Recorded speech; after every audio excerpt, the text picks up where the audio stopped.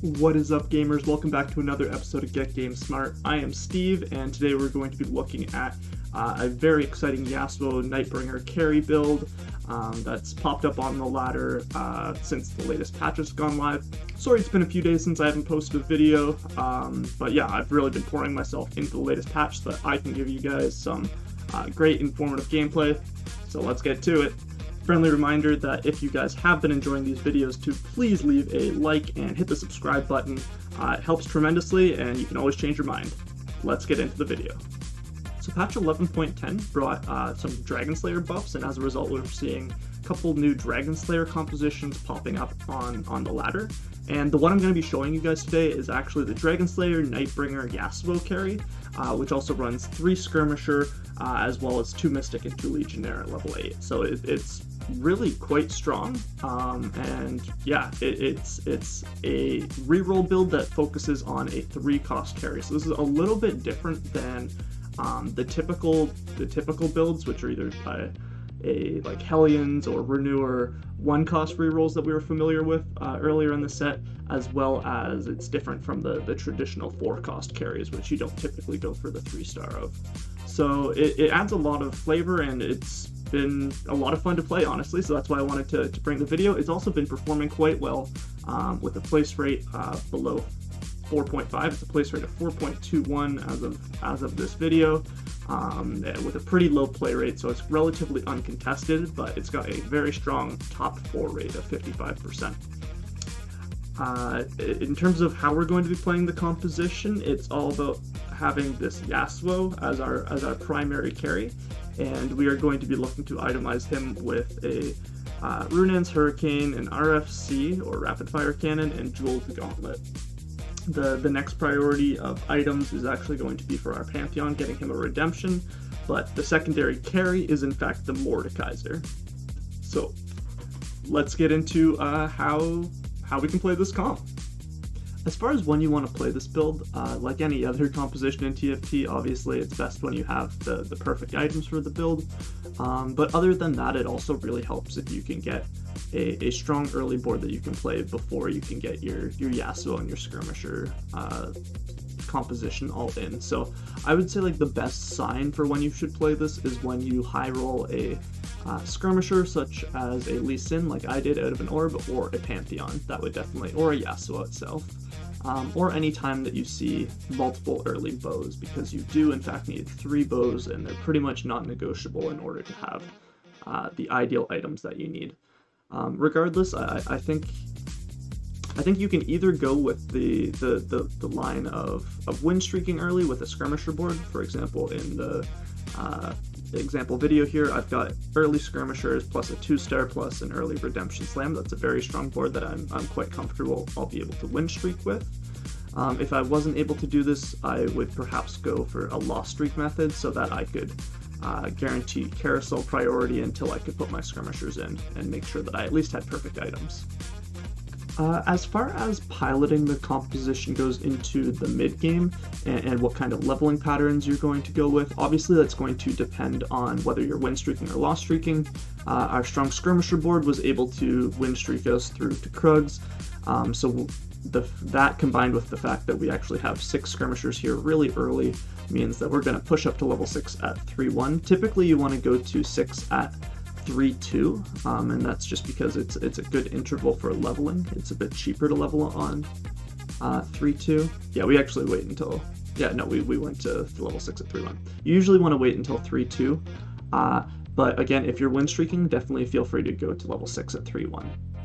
And another thing that if you don't, for example, have this very powerful 6 Skirmisher at the early game, like this is really early to have 6 Skirmishers in, definitely feel free to roll a little bit at 3-2. If you've been lost streaking successfully, definitely you want to be rolling a little bit at 3-2 so that you can make sure that your board is stabilized.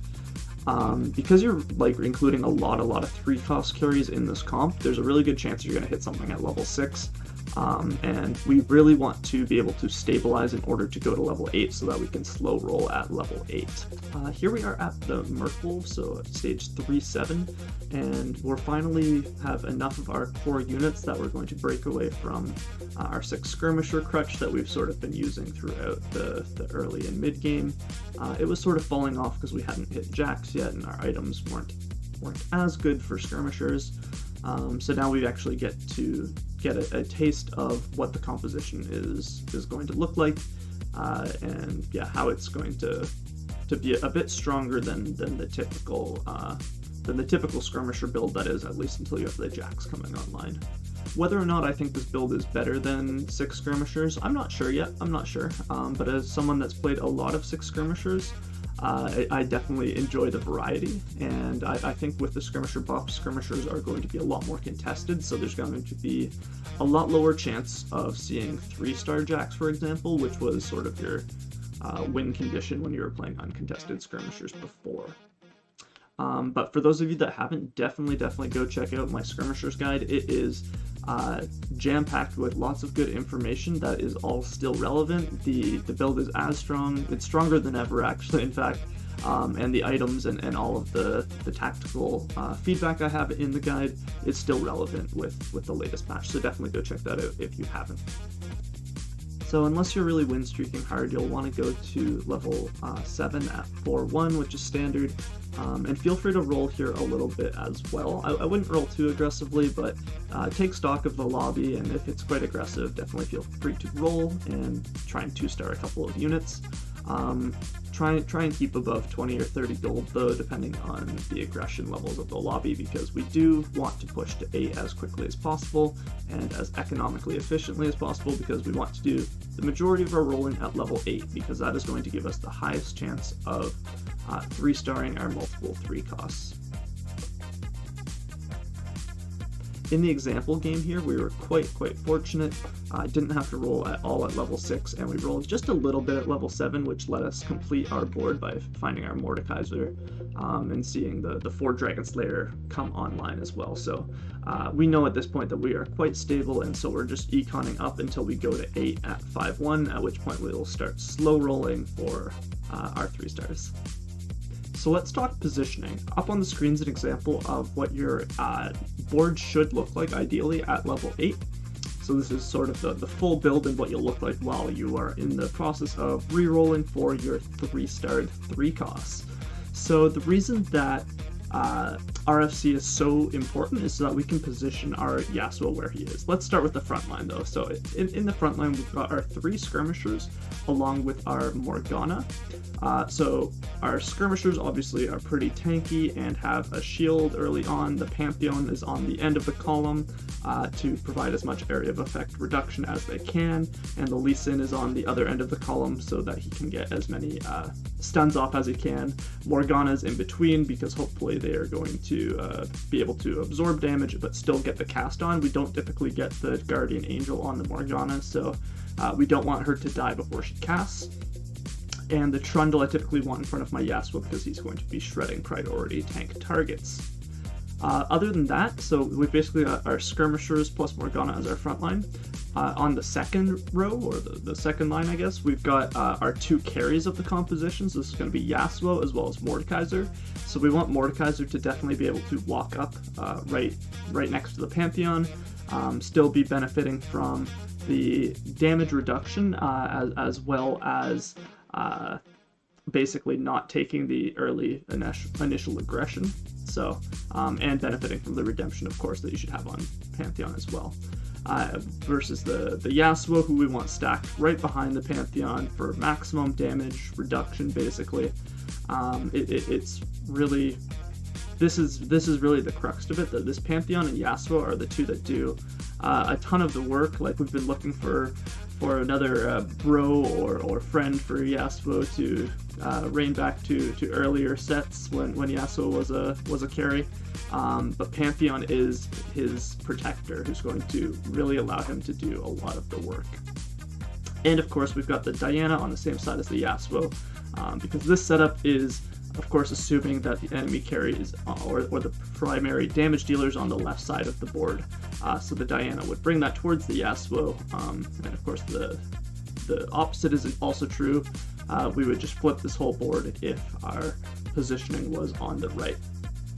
So just a clip here at 6-1 is just really what I want to highlight is when everything goes right, you're going to have this line basically of Pantheon, Yasuo, Lulu, and this line's quite a very strong structure in terms of TFT unit positioning, especially Pantheon and Yasuo. Like that's the bigger one, and Lulu is nice too. So Pantheon is of course reducing damage, Yasuo is doing the damage, and Lulu is here working as our flexed Mystic pick. The reason Lulu is picked actually is because of not only did she recently get buffed at 3 stars, but also she is a great anti-assassin, and like great like back row support and like defense for this Yasuo. But also she gives a really nasty attack speed steroid. So I like to have my Lulu butted right up against my Yasuo so that I'm sure that the Whimsy always goes off on the Yasuo so that he is doing as much damage as he possibly can. And without further ado, here is the final few rounds against the one remaining player in this game from the example game, where we are rolling down and we are hitting all of our 3 costs. We hit the Yasuo, we hit the Lee Sin, we hit the Lulu. We had already hit the Pantheon, which was nearly unkillable with the triple redemption hidden tech. So this game just got absolutely out of hand. It's really fun to see new builds starting to come into the meta. And if you enjoyed today's video, please do subscribe so that you can stay up to date and I can keep dropping some knowledge bombs on you with some fun builds. Today's build, by the way, is courtesy of Droop, one of my friends and a member of the Get Game Smart community. One of the recent subscribers and a guy I've played a few games with. He actually beat me in a game with this exact build, so I of course had to try it out for myself. So it's a super fun composition, guys. I really hope you enjoyed it. I really hope you guys can get some wins with it. Let me know how it goes in the comments below.